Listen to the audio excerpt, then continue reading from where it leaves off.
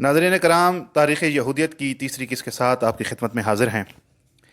جب فرعون اپنی فوج سمیت سمندر میں غرق ہو چکا اور حضرت موسیٰ علیہ الصلاۃ والسلام بنی اسرائیل کے ہمراہ صحرائے سینا میں پہنچ گئے اور چاہتے تھے کہ دریائے اردن کو عبور کر کے سرزمین کنعان میں داخل ہوں، لیکن خدا کی طرف سے اجازت نہ ملی۔ بنی اسرائیل اپنی نافرمانیوں کی وجہ سے 40 سال تک صحرا میں سرگردان رہے۔ بالآخر حضرت موسیٰ علیہ الصلاۃ والسلام 120 سال کی عمر میں بحر المیت یعنی ڈیڈ سی کے نزدیک موآب نامی علاقے میں وفات پا جاتے ہیں، اس حال میں کہ ان میں بڑھاپے کے کوئی آثار نمایاں نہیں ہوتے۔ بنی اسرائیل نے 30 دن تک ان کے لیے عذاب برپا کی، اور یہیں پر تنخ یعنی یہودیوں کی مقدس کتاب کا پہلا حصہ تورات، جو کہ خود 5 کتابوں کا مجموعہ ہے، ختم ہو جاتا ہے۔ حضرت موسیٰ علیہ السلام نے اپنے بعد یوشع بن نون کو اپنا جانشین مقرر کیا۔ انہوں نے بنی اسرائیل کے 12 قبائل میں اتحاد اور وحدت کی فضا قائم کی، ان کو اطاعت خدا پر جمع کیا اور دریائے اردن عبور کر کے کنعان کی سرزمین پر دھاوا بول دیا، جس میں ان کو فتح نصیب ہوئی۔ حضرت یوشع بن نون نے کنعان کی سرزمین کو ہر قبیلے کے افراد کی تعداد کے مطابق 12 حصوں میں تقسیم کر دیا۔ یہ سب کچھ تنخ کی 6 کتاب یوشع میں بیان کیا گیا ہے، اور یہیں سے عصر قضات یعنی ججز ایرا کا آغاز ہو جاتا ہے۔ حضرت یوشع سمیت کل 16 قاضی بنی اسرائیل کے درمیان اس منصب پر فائز ہوئے۔ یہ قاضی کوئی بادشاہ یا حاکم نہیں تھے، بلکہ خدا کی طرف سے مقرر کردہ انبیاء تھے، جو بنی اسرائیل کے اندر تمام تر پیش آنے والے مسائل کو سلجھایا کرتے تھے۔ یوشع بن نون نے کنعان کے اندر قتل عام کیا تھا، لیکن اس کے باوجود کئی کنعانی لوگ زندہ بچ گئے تھے تاکہ بنی اسرائیل کو مسلسل آزمایا جا سکے۔ ان کو حکم دیا گیا تھا کہ کنعانیوں کے ساتھ شادیاں نہیں کرنی، بلکہ مسلسل حالت پیکار میں رہنا ہے۔ اگر ایسا نہ کیا تو خدا کا عذاب ان پر آئے گا۔ بنی اسرائیل نے ایک بار پھر نافرمانی کی اور کنعانی خواتین کے ساتھ شادیاں رچائیں، ان کے ساتھ صلح کا معاملہ کیا، اور یہاں تک کہ یہوہ یعنی خدا کو چھوڑ کر بعل، اشتاروت اور دیگر قبائل کے خداؤں کی پرست شروع کر دی۔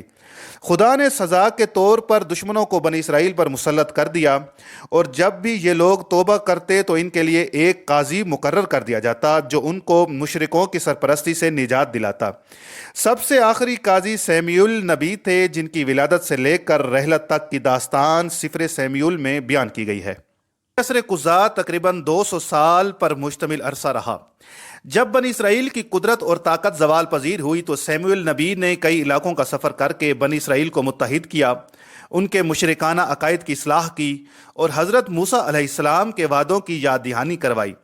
مزامیر داؤد میں کئی اشعار سیموئیل نبی کے ساتھ منسوب ہیں۔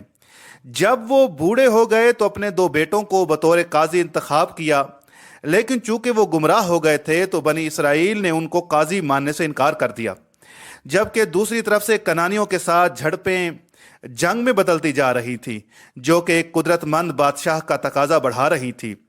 بنی اسرائیل نے سیموئیل نبی سے درخواست کی کہ ان کے لیے ایک بادشاہ مقرر کیا جائے، جس کو سن کر ان کو شدید طیش آیا، لیکن خدا نے کہا انہوں نے تمہیں نہیں بلکہ مجھے ترک کر دیا ہے، لہذا سخت شرائط کے ساتھ ان کے لیے بادشاہ مقرر کر دو۔ سیموئیل نبی نے خدا کا پیغام بنی اسرائیل تک پہنچایا، اور پھر قرآن اندازی کے ذریعے سے شاؤل یعنی طالوت کو بادشاہ کے لیے منتخب کر لیا گیا، اور یہیں سے کنگز ایرا یعنی عصر بادشاہان کا آغاز ہو جاتا ہے۔ اب فلسطینیوں کے لیے ایک سخت جنگ کا مرحلہ تھا۔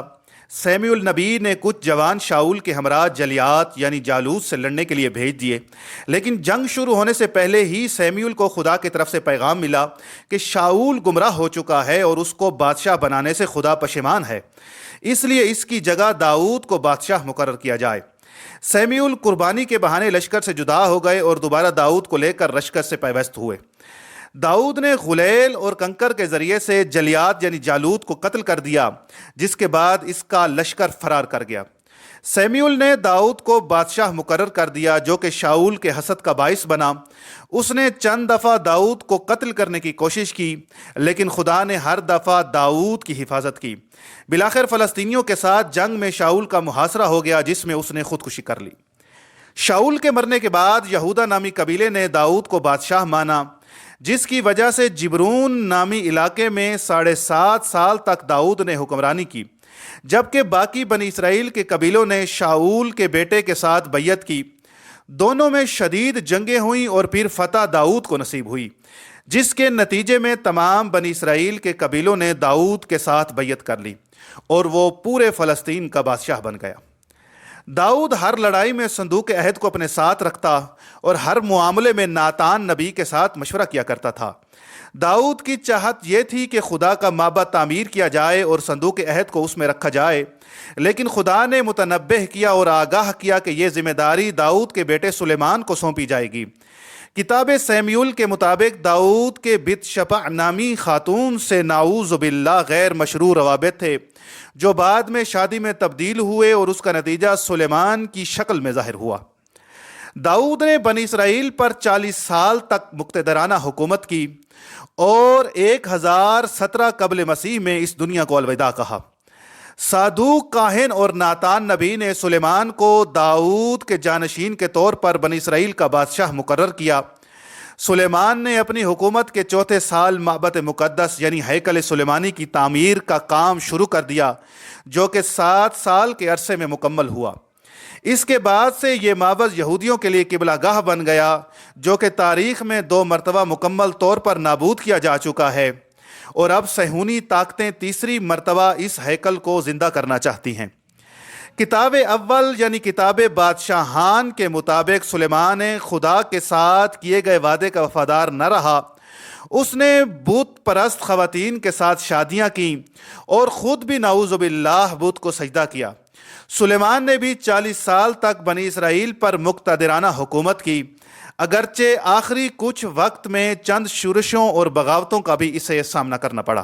ہیکل سلیمانی جلائے بابلی اور یونانیوں کی حکومت کے کچھ عرصے کے علاوہ ہمیشہ یہودیوں کے قبضے میں رہا۔ یہودیوں پر واجب تھا کہ ہر سال 3 خاص عیدوں پر پیدل چل کر یہاں آ کر حج بجا لائیں۔ 70 میلادی میں ہیکل سلیمانی دوسری مرتبہ مکمل طور پر نابود کر دیا گیا اور پورا علاقہ رومی مسیحیوں کے قبضے میں آ گیا۔ خلیفہ دوم کے زمانے میں مسیحیوں نے صلح نامے کے تحت بغیر کسی جنگ کے یہ شہر مسلمانوں کے حوالے کر دیا، البتہ اس شرط کے ساتھ کہ مسلمان یہودیوں کو شہر سے باہر نکالیں گے۔ مسلمانوں نے ہیکل سلیمانی کی کھنڈرات کو مسجد میں تبدیل کر دیا اور اس کو مسجد اقصی کا نام دیا۔ صہیونی طاقتوں نے اس کے نیچے کھدائیاں شروع کی ہیں اور ہیکل سلیمانی کے کھنڈرات تلاش کر رہے ہیں۔ مسجد اقصی کے قریب ہی خلیفہ ثانی نے دوسری مسجد بنائی، جس کو قبۃ الصخرا یعنی ڈوم آف روک کا نام دیا گیا۔ بعد میں اس کے گنبد کو سنہری رنگ میں تبدیل کیا گیا۔ مسلمانوں کے مطابق یہی وہ جگہ تھی جہاں سے رسول اللہ صلی اللہ علیہ وآلہ وسلم معراج پر تشریف لے گئے تھے۔ اکثر لوگ غلطی سے اس سنہری گنبد والی مسجد کو مسجد اقصی یا بیت المقدس سمجھتے ہیں۔ شہر یروشلم یا بیت المقدس کو تینوں ادیان ابراہیمی یعنی یہودیت، مسیحیت اور اسلام کے لیے مقدس جگہ کے طور پر تصور کیا جاتا ہے۔ تاریخ میں جب بھی یہ علاقے مسلمانوں کے ہاتھوں میں رہے تو انہوں نے تمام دیگر ادیان کے پیروکاروں کو اپنی دینی فعالیت انجام دینے کی اجازت دی۔ بادشاہوں کے دور کی کہانی قرآن میں بھی مذکور ہے، لیکن کچھ اختلافات اس میں پائے جاتے ہیں۔ قرآن کے مطابق طالوت کو بادشاہ بنایا گیا، لیکن اس کے عزل یا گمراہی کا ذکر کہیں موجود نہیں ہے۔ تنخ کے مطابق داؤد اور سلیمان نبی نہیں بلکہ بادشاہ اور کاہن تھے، جبکہ قرآن کے مطابق دونوں نبی ہیں، اور ہر طرح کے گناہ چاہے شرک، بت پرستی ہو یا غیر شرعی روابط ہوں، ان کے دامن کو قرآن پاک قرار دیتا ہے۔ بلکہ قرآن زبور کی عبارت سے استثناد کرتے ہوئے کہتا ہے کہ آخر الزمان میں حکومت میرے صالحین بندوں کو نصیب ہوگی۔ یہودیوں کی مقدس کتاب تنخ کے مطابق حضرت سلیمان علیہ السلام نے 40 سال تک بنی اسرائیل پر بے مثال حکومت کی۔ ان کی وفات کے بعد ان کے بیٹے رہبعام کو بادشاہ مقرر کیا گیا۔ مشائخ نے اس کو نصیحت کی کہ لوگوں پر اپنے باپ جیسی سختی روا نہ رکھنا، لیکن اس نے ان کی انسنی کی اور پہلے سے بھی زیادہ سختی کا سلوک شروع کر دیا۔ اس فرصت سے فائدہ اٹھاتے ہوئے یربعام نامی شخص، جسے حضرت سلیمان نے بغاوت کی بنا پر مصر جلاوطن کیا تھا، وہ واپس آیا اور رہبعام کے خلاف علم بغاوت بلند کر دیا۔ بنی اسرائیل کے 10 قبیلوں نے یربعام کا ساتھ دیا اور اپنے لیے کنعان کے شمال میں ایک الگ ملک اسرائیل تشکیل دیا اور اس کا مرکز سامرہ نامی شہر کو قرار دیا۔ دوسری طرف صرف 2 قبیلوں یہودا اور بنیامین نے رہبعام کا ساتھ دیا اور کنعان کے جنوب میں یہودیہ نامی ملک بنایا جس کا مرکز یروشلم کو ٹھہرایا۔ اس زمانے میں بنی اسرائیل آپس میں دست و گریبان رہتے، بت پرستی اور شرک جیسے برے اعمال سے بھی باز نہ آئے۔ کئی انبیاء نے ان کو تلقین کی کہ موسیٰ اور یوشع کے ساتھ کیے گئے عہد و پیمان کو یاد رکھیں، ورنہ خدا کا عذاب ان پر آ جائے گا، لیکن ان کی نصیحتوں کا ان پر کوئی خاطر خواہ اثر نہ ہوا۔ اس کا نتیجہ یہ نکلا کہ 722 قبل مسیح میں سرزمین شام کے رہنے والے آشوریوں نے شمالی ملک اسرائیل پر حملہ کر دیا اور 10 قبیلوں کے اکثر لوگوں کو قتل کیا۔ جو لوگ باقی بچ گئے انہوں نے اپنی جان بچاتے ہوئے جنوبی سرزمین یہودیہ میں پناہ لی۔ اس واقعے میں بنی اسرائیل کے 10 قبیلے مکمل طور پر نابود یا گم ہو گئے۔ اسی وجہ سے یہودیوں کا عقیدہ ہے کہ جب آخر الزمان میں حضرت عیسیٰ علیہ السلام ظہور کریں گے تو وہ ان 10 قبیلوں کو ڈھونڈ کر منظر عام پر لائیں گے۔ اس واقعے کے بعد بنی اسرائیل یہودیہ سرزمین اور یہودا قبیلے سے نسبت کی بنیاد پر یہودی کہلائے جانے لگے۔ شمالی سرزمین کی سرنوشت دیکھ کر بھی باقی ماندہ بنی اسرائیل نے ہوش کے ناخن نہ لیے اور اپنی غلطیوں کو دہراتے رہے۔ 597 قبل مسیح میں بابل کے حکمران بخت نصر نے یہودیوں کے لیے حاکم یہویاکیم کو ہٹا کر صدقیہ نامی شخص کو یہودیہ کا حاکم مقرر کیا، لیکن یہ شخص مسلسل بابل کے صادر کردہ قوانین کی خلاف ورزی کرتا رہا۔ البتہ اس دوران بخت نصر بنی اسرائیل میں سے کسی بھی شعبے کے اندر ماہر افراد کو مسلسل بابل بھی منتقل کرتا رہا۔ 586 قبل مسیح میں بخت نصر نے خود جنوبی سرزمین پر بھی حملہ کیا اور اکثر یہودیوں کو تہہ تیغ کر دیا۔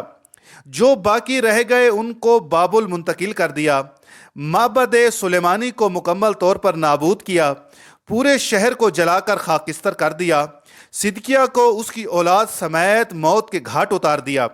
اس واقعے کو جلائے بابلی یا اسارت بابلی یعنی بیبلان ایگزائل کے نام سے یاد کیا جاتا ہے۔ بابل میں زرتشتیوں کا غلبہ تھا جس کی تاثیر سے یہودی بھی محروم نہ رہے۔ اس زمانے میں حزقیال نبی اور اشعیاء نبی نے ظہور کیا اور کوشش کی کہ یہودیوں کو ایک بار پھر سے توحید کے پرچم کے گرد جمع کیا جائے۔ ناظرین کرام، آپ نے یہ قسط ملاحظہ کی۔ انشاءاللہ ایک جدید اور نئی قسط کے ساتھ جلد آپ کی خدمت میں حاضر ہوں گے۔ تب تک کے لیے اللہ حافظ۔